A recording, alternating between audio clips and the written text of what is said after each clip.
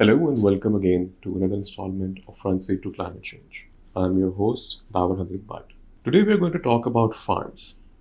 Now, this is where our food comes from, but farms are the hardest hit when climate change and consequences of climate change become much more extreme. From the wheat fields of Punjab to the rice fields of Sindh, we're experiencing extreme climate events, not just one-off flooding events, but also changes in rainfall precipitation patterns, extreme heat, this year's drought, which are exacerbating already a lot of pressures on the agricultural and rural communities. This has turned agriculture as an economic activity into a high risk gamble.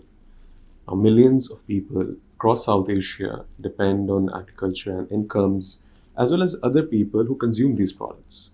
This is nearly 2 billion people in South Asia, 240 million people in Pakistan. Between 1981 and 2001, climate linked impacts have already reduced yields for crops like wheat for up to 36%. This is not counting big disaster events such as the floods of 2010 in Pakistan and again in 2022 when we had the monsoon superfloods, which led up to billions of losses. And it only gets worse. It's predicted by 2050 we'll have reduction in the rice yield by 10%, in maize by 17%, and other food crops as well. What does this mean?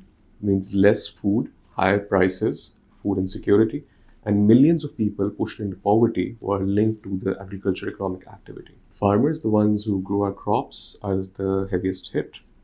If a season fails due to climate change, they both lose their incomes and they're pushed deeper into poverty and debt. Women farmers who do a large part of agricultural work now due to feminization of labor of this sector are also impacted very deeply. While they're supposed to take care of the household, they also share the responsibility of crops and incomes. And again, this leads to much deeper impacts in terms of gender when lack of income impacts their nutrition, the health of families, even their children, and educational opportunities for the families. To understand these on ground realities, we spoke to Aamer Bhandara, who is a progressive farmer and representative of these farming communities belonging from Pattoki in Punjab. Let's start off with the issue of climate change has been a very instrumental topic in regards to agriculture, particularly in vulnerable countries across the world. But Pakistan, we've had the super floods, we've had extreme heat waves, and the forecast is that by 2050 we will see how agricultural yields across the board will be declining and our population is increasing. So, given these, dire circumstances, what needs to be done in terms of making the agricultural sector more resilient in Pakistan and also the agricultural belt, which is across stretches from KP to Sindh, most of Punjab as well. So, what do you think is the ideal way to, really tackle these growing problems? Well, thank you very much, Dawar. Uh, the topic and the question you have asked is something very important we need to discuss in Pakistan, and it has to be addressed some 2 decades ago when we started understanding the impacts of climate change. And whenever I think about this phenomena, I always think as a changing climate, not as a climate change, because we are into continuous heat waves, we are into continuous floods, we are into continuous drought type situation. We are facing issues in our coastal areas. We are facing issues in our plains, in our mountains, in our glaciers. The resources for the agriculture sector in Pakistan, we have the most important resources are land and your water. But unfortunately, the most, uh, I think, biggest victim of this climate change thing is the farming community and the rural communities in Pakistan, who are more vulnerable. And to make them resilient is something very tricky. We need to work on and we need to understand first that how they are going to impact the climate, the farming community and the rural communities all across Pakistan. Whenever there is a flood type situation, you just imagine the loss we had in 2022. millions dollars loss we that was declared by the international organization and the government of Pakistan. And I'm happy that at least at that time, Prime Minister Shehbaz Sharif has presented the case of Pakistan on the global stage in a very efficient way. That how climate change is impacting our lives, despite we have a very limited and very minimal contribution to the GHG emissions, but the impact is rising day by day. uh, just in that flood, we lost a lot of animals. We lost a lot of infrastructure in terms of people's houses, the state infrastructure. Uh, Pregnant women were disturbed at that time. So it is we need to look into the broad spectrum, and not only just the farming communities but the rural communities as well. And to make them resilient is first to understand the issues of a very small farmer and a very small laborer living in the village who is contributing to this food supply chain. And we, I think, just not analyze it as an agriculture sector. We need to understand this is the whole food system. Just remember that we had a very small disruption in the global supply chain of between when there was a conflict between Russia and Ukraine. The price hike impacted the local economies and even the households for the grains and the flour prices. So when you are talking about climate change, you have to look into the food security systems, the food systems, and to ensure that we need to work on policy level and then link the policy to the practice. If you have the policy and you do not have perfect practice mechanism at the grassroots level, it is not possible to reap the real results what we are looking for. I'm glad you touched on the aspect of rural communities and particularly the small farm holders. And one aspect that I think is deeply ignored in policy making is that a lot of the rural community and the rural workforce, is has been feminized over time. And one of the reasons is that a lot of male labor force has moved to cities looking for jobs and higher paying jobs. Now, there is, I think, a need for securing livelihoods in the rural communities to both, further sort of prevent people leaving the rural communities as well. But at the same time, I think protection as well as more knowledge, rights for females in rural communities is also important. And this is a gender aspect that I feel that is ignored because a lot of other issues take precedence or are thought to be more important than this. So, what is the role that governments can play, as well as in our entire rural system, in encouraging more women to be a part of the whole livelihood cycle as well, and also what are the gaps that we need to resolve to make sure that the communities itself are successful and are sort of growing in a way that the rural economy, is safeguarded. When we when we start talking about climate change, it's all about the time window. Uh, when you have the impacts of climate change, you have a very short time window to operate in the at the farm levels, and for that operation, you need to have the right mechanization, right technology, and right information. Unfortunately, Pakistan is lagging behind in mechanization. And if I say in the precision mechanization and the smart mechanization and smart technologies in the agriculture sector, then we are ranking.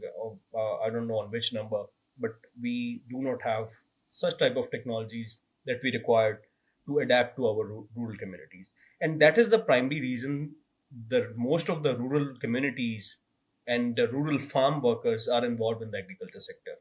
And for the safer side, I just think that around 90 to 95% are the manual practices in the agriculture sector of Pakistan is done by the women, and they are the most vulnerable communities when they are. You just imagine the scorching heat, and they are under the open sun. They are transplanting the rice seedlings. So you can just imagine that how vulnerable they can be. So if you have technologies available, if you have techniques available, and if you have the right mechanism and information available, you can transform your agriculture system and your farm system against the impacts of climate change. And when you are providing the right technology and right machinery to your labor, mostly the women, and they are skilled one, they can not only be more protective against the impacts of climate change, but more economically stable. And their household income can be increased, and they can be safeguarded from the impacts of climate change and contribute towards the more resilient and more productive agriculture system or food system in the country like Pakistan. When we talk about the productivity of our farm system and our agriculture sector, we are far behind in the world. By using a lot of water, we are still reaping half or even lesser yield in few crops. Like the five major crops we have cotton, wheat, rice, maize, and sugarcane. Comparatively, when we compare it with the world, the utility of water is 100%, and the productivity is less than 50%. So climate change must have to be looked in a broader lens. On one side, the productivity, and on the other side, that how your rural communities and your farm workers, especially the women workers, are contributing towards the agriculture systems, and how the crops are being raised, and how and what kind of contribution actually these female farm workers or women farm owners are contributing to your agricultural food systems, and what type of incentives and security we are as a farmer or as a community or as a government is paying back to them. And the question about the government is, the government can just steer the policy and just initiate the discussion. We always look at this is really our dilemma, that we always look for these things to the government. I mean, this is the role of the private sector. This is the role of the companies. This is the role of the organizations who are working with the agriculture sector in this whole value chain. If there is an association of textile millers, if there is an association of the millers, if there is an association of flour millers, rice millers, they are actually the real machines or the links of this value chain contributing towards the economy. So their role must be included when we talk about the resilience and making the policies for our farming communities in context of climate change, and certainly for the rural communities. One thing I think topic that you've touched upon is information and mechanization, and I think that is broadly linked to the lack of innovation in the overall rural economy, or and lack of innovation, particularly in agriculture. And one of the things that we keep on hearing is how, because our crops are vulnerable to heat, vulnerable to insects. We had the locust attacks 2 3 years back as well, and then also vulnerable in case there's not enough water. Uh, has Pakistan moved towards developing any crop resilient, heat resilient, or climate resilient varieties? Are we seeing a shift towards crops that are more resilient? What could be possible policy measures or incentives for more climate resilient or drought resilient varieties to be adopted, or shifting to crops that are more resilient to climate change? Well, this is a very important question, and for last 4 or 5 years, we have seen a clear direction by the federal government, and also at the provincial government, that they are trying to introduce the latest and climate resilient varieties. But we need to understand that this is not a overnight game. Developing a seed variety is a time taking process, but importing something that is relevant and more resilient could be an option, but that requires another level of work at the policy level, to that should not be harmful for other crops or the food systems in Pakistan, like contamination or any kind of, because the atmosphere and the climate we have in Pakistan is much different than the developed world.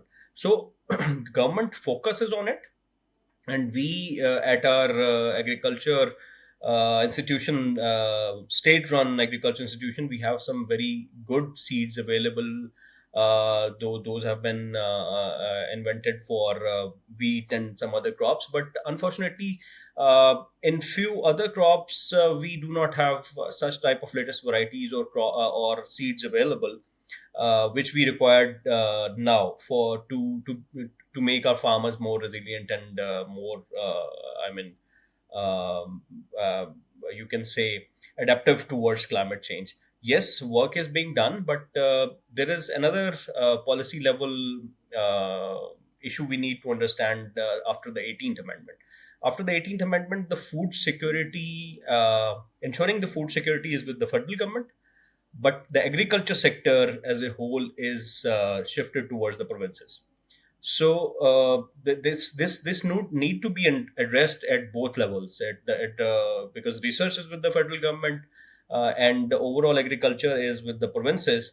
So it is important to let both the governments sit together and to start initiating process for latest varieties and latest mechanization as well, to make our farmers more resilient and adaptive towards climate change.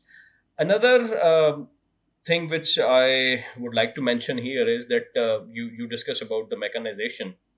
We are, we have zero point 0.9 horsepower per hectares available, the agriculture machinery, but we required at this moment is 1.4 horsepower. So we are lagging in this conventional machinery. But now, at this point, when climate change is an issue, we should not just look into the conventional tractors or tools or plows or the drill machines. We need to get advanced and smart tractors. We need to help our local engineers and agriculture engineering institution to develop those kind of smart solutions and plows and tools and implements that can help farmers to be more resilient towards climate change. So this need to be done at both the levels, at the federal government level and at the provincial government level. It will take some time, but keeping in view of last 1 year's performance on the agriculture sector by the federal government, I have seen some positive direction towards introducing the latest varieties and latest tools and implements for the agriculture sector to be more resilient against climate change. Whenever we think about climate change and food security, we need to understand that ensuring food security is the most important thing for Pakistan, and we need to keep ensuring food security out of the crop production costs and the crop selling costs. When we talk about wheat, it's the most important grain for Pakistan's food basket. And if you have to ensure our food security at every level, it is important to understand that we need to come out of the food production cost and the food support prices. We have to save our farmers to grow wheat for our future generations. If they will be facing losses in growing wheat, they will certainly stop gradually growing wheat. And at the end, we will have to invest more dollars to import that kind of wheat, which won't be good for our food security, and then at the economy, the national economy as well. So another thing which also need to be understand, that our post harvest losses are much more higher than the world.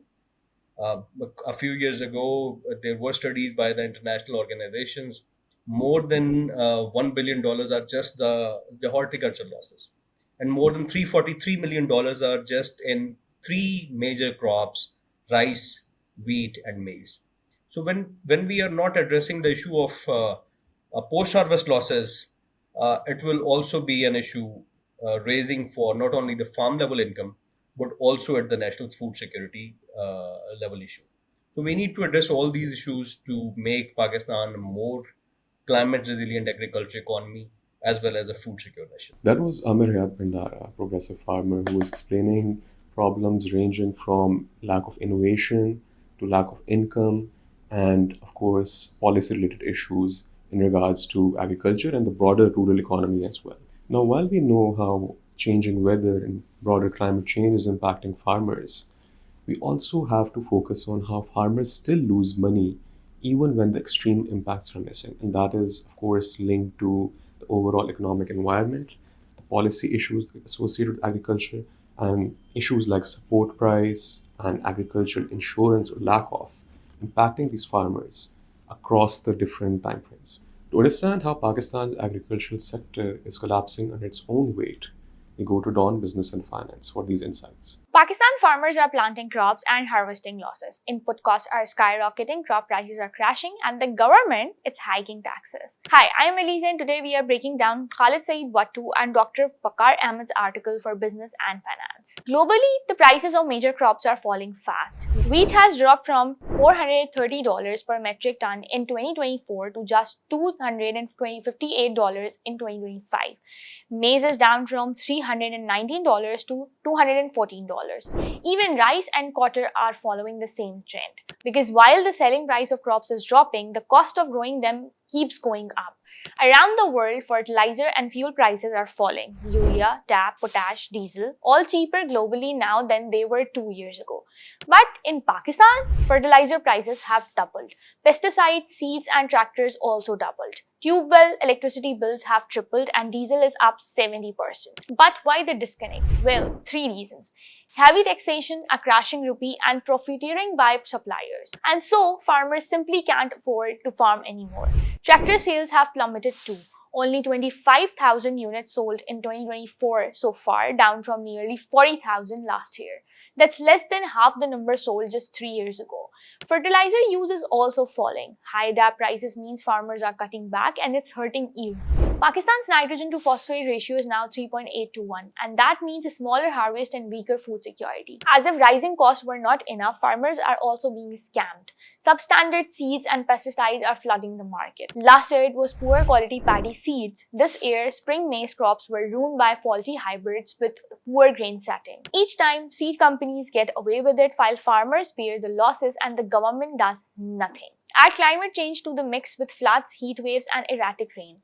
Farming becomes a gamble. Instead of helping, recent government decisions were making things worse. Farm income taxes have been increased to 45% in some cases, and now there are plans to raise excise duty on fertilizer ingredients when prices are already higher than in India or Bangladesh. If passed, this will further reduce fertilizer use, damage crop yields, and push food prices higher for everyone. Pakistan's economy depends on agriculture. It's the backbone of rural livelihoods and a major source of food and exports. But right now, the system is breaking. The big picture, if farming becomes unviable, the whole country pays the price. We need smarter policies, fairer taxes, quality control, and urgent investment in climate-smart agriculture. For more such explainers, subscribe to DawnNews English. Of course, when a country makes farming not as attractive or even unaffordable, it's all of us who will be vulnerable, both to food insecurity, higher prices, and inflation. Up next, we try to understand what the government is doing and can do to fix these issues. It's clear that farmers aren't just struggling because of climate change, but the whole system associated with agriculture. This ranges from subsidies, from poor seed or faulty seeds, and lack of policy direction in terms of how the market operates. Agriculture policies in Pakistan still reward unsustainable practices. These range from excessive groundwater extraction, excessive fertilization, and depending on irrigation or extra irrigation for certain crops. To unpack these systemic failures, I discussed with Adil Mansoor, who is a journalist focusing especially on agriculture and climate policy in Pakistan. So, Adil, given that a lot of Pakistan's, not just agriculture but all sectors, have some policy issues, either they are not suited to the time period that we're in now, they were built for another era, or in some way they serve a particular class. So that is one thing that we hear about agriculture as well, that subsidies and policies are made for water intensive crops, and that has led to a shift away to more unsustainable practices. So can you shed some light on that? That how did we get here, and what would be the ideal way for policies to shape up in regards to environmental and climate challenges we have now? I think you're absolutely right when you say that these subsidies and the model that we are currently functioning under was built for another era. Yes, subsidies and the resource intensive agriculture that we see today, especially in farming, is rightfully criticized due to its sustainability related challenges. However, we have to go back and see what brought us here.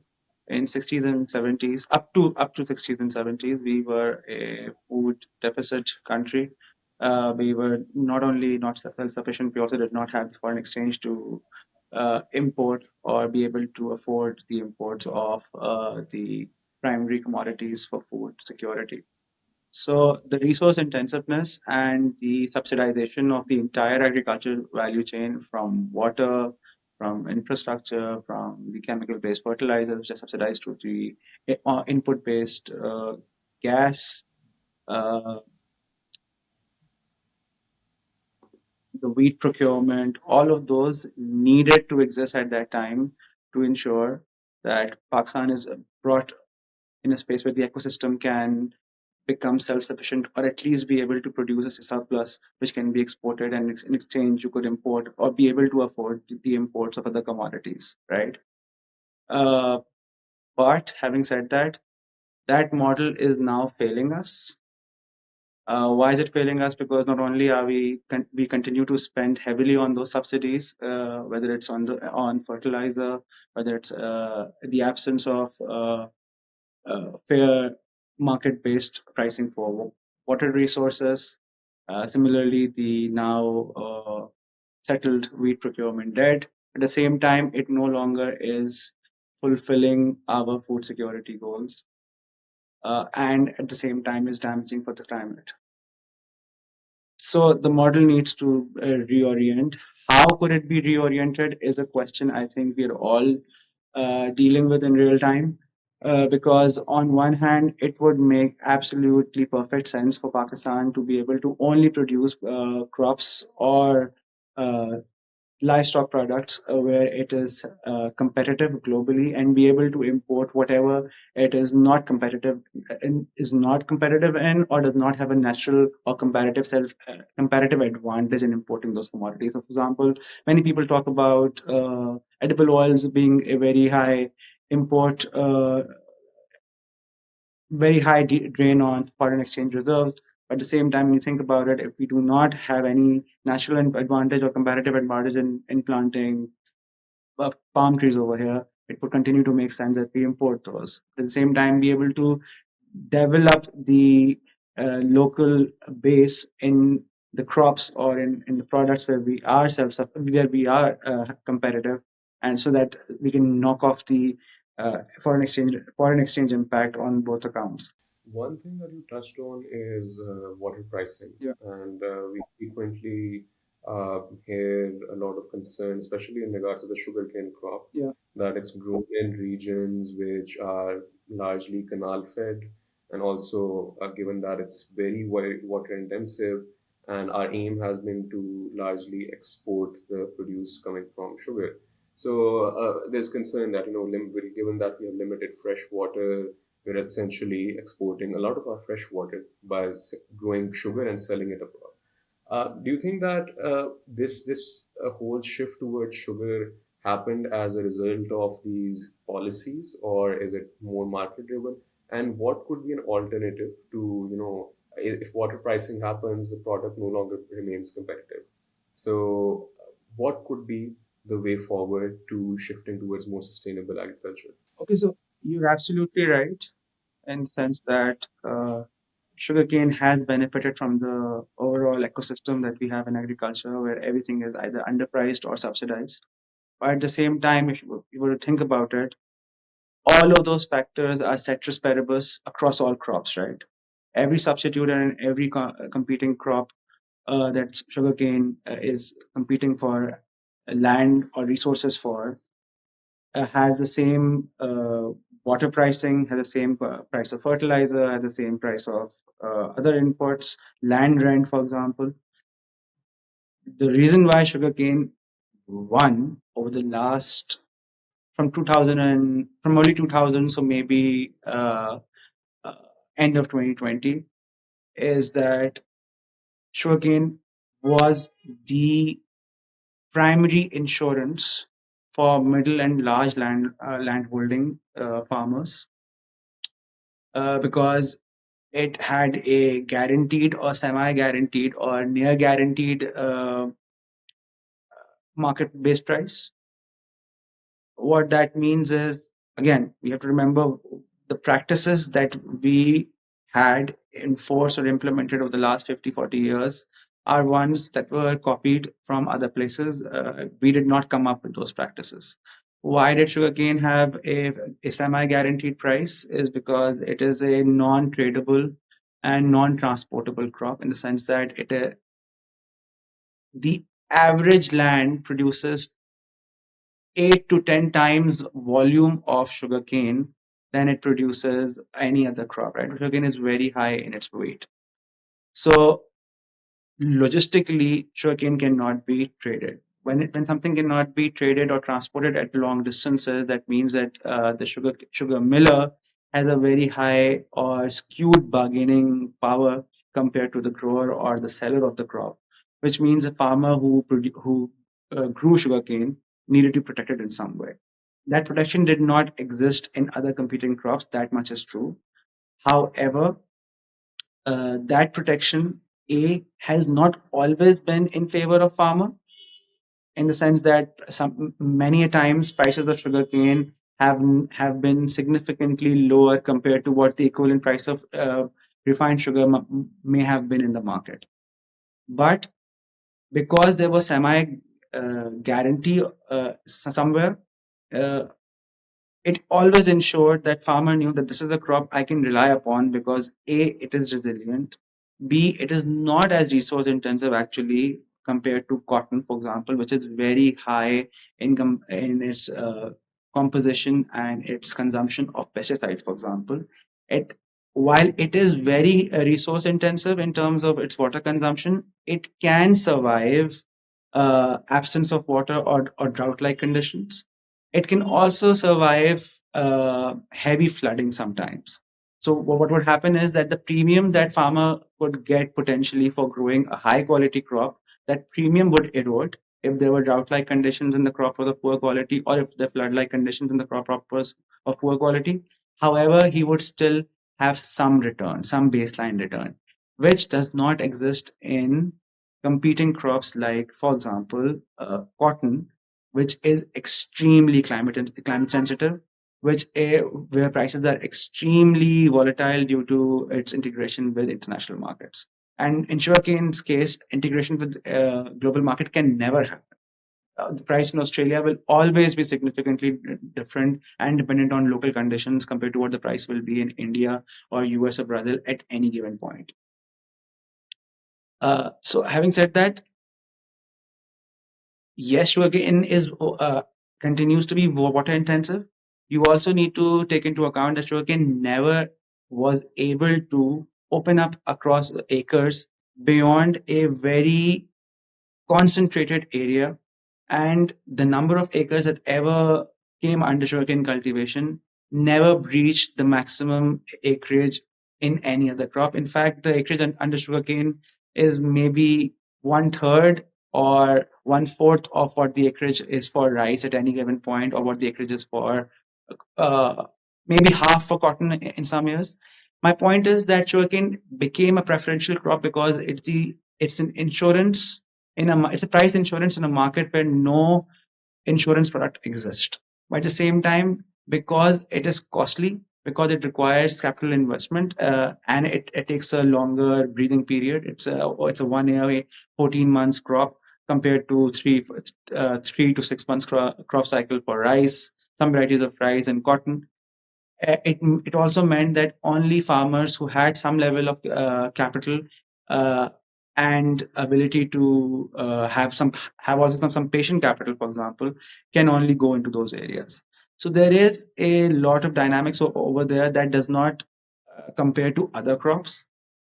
But my point would be that now that sugarcane's price have been deregulated, we have seen a season where sugarcane has done tremendously well without any price guarantee as well. So, and sugarcane has proved to itself to be competitive. So, going back to your premise, which is that it is the overall ecosystem of subsidies, of lack of transparent and market-based water pricing, other resources like subsidized fertilizer. Maybe if we were to take those clutches away from the entire agricultural value system or ecosystem, that's when we will find out whether sugarcane can still survive and still continue to command those high value acres or fertile soils in, let's say, central Punjab or southern Punjab or upper Sindh.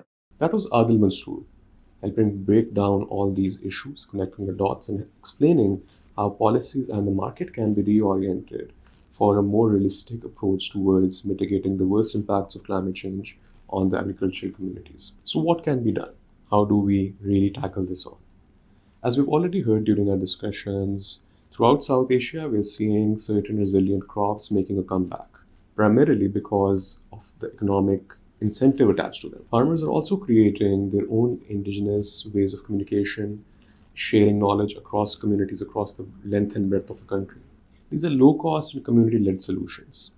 Scaling them up is hard, and this is where the government and policymakers need to come in.